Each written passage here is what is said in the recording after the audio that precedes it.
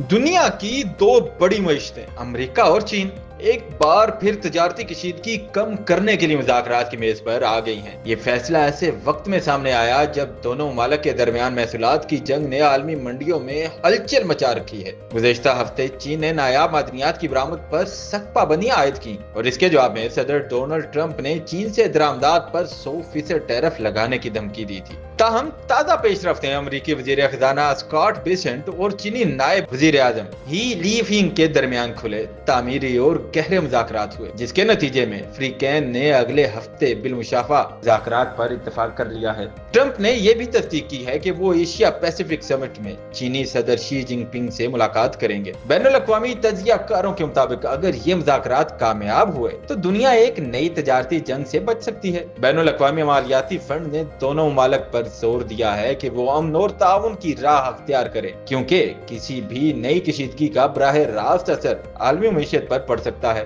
अब दुनिया की नजरें अगले हफ्ते होने वाले इन मुज़ाकरात पर जमी हैं, जहां फैसला होगा कि दुनिया मुआशी इस्तेहकाम की तरफ बढ़ेगी या एक नई तजारती जंग का आगाज होगा।